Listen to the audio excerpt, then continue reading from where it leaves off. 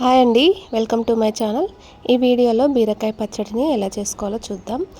ఈ బీరకాయ పచ్చడి దోశలోకి, ఇడ్లీలోకి, పూరీలోకి, అన్నంలోకి చాలా బాగుంటుంది.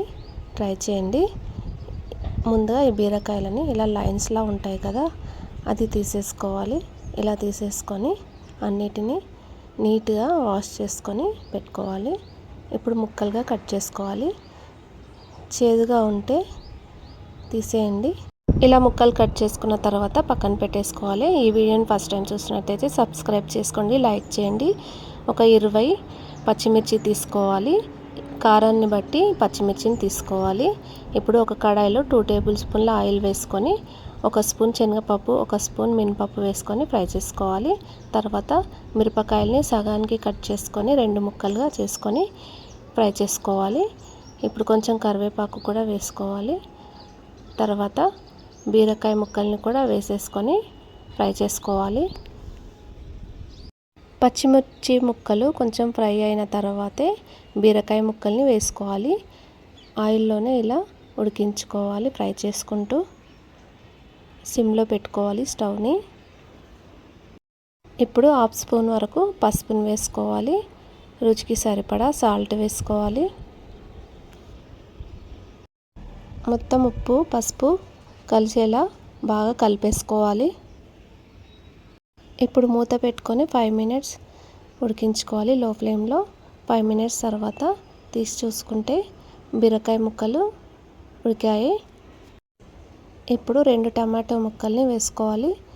కొంచెం కొత్తిమీరను కూడా వేసేసుకొని కలిపేసుకోవాలి. ఇప్పుడు 1 స్పూన్ జీలకర్రను వేసేసుకొని మిక్స్ చేసుకోవాలి. ఇలా చేసుకున్న తర్వాత చిన్న సైజు నిమ్మకాయ అంతా చింతపండును వేసుకోవాలి. మరి ఎక్కువగా వేసుకోవద్దు, కొంచెం వేసుకొని మళ్ళీ 2 నిమిషాలు మూత పెట్టుకొని ఉడికించుకుంటే మెత్తగా ఉడికిపోతుంది. ఇప్పుడు స్టవ్ ఆఫ్ చేసేసుకొని ఒక 10 వెల్లుల్లి రెబ్బల్ని వేసుకున్నాను. ఇంకా ఎక్కువ కావాలంటే ఎక్కువ కూడా వేసేసుకోవచ్చు. ఇప్పుడు చల్లారిన తర్వాత మిక్సీ జార్లో వేసుకొని గ్రైండ్ చేసుకోవాలి.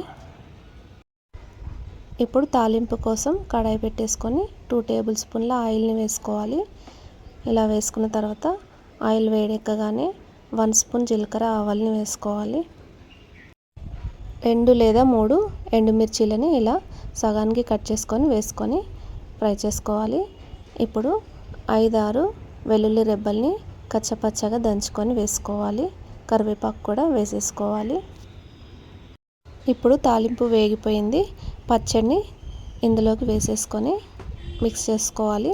స్టవ్ ఆఫ్ చేసేసుకుంటే బీరకాయ పచ్చడి దోశలోకి, ఇడ్లీలోకి, రైస్లోకి రెడీ.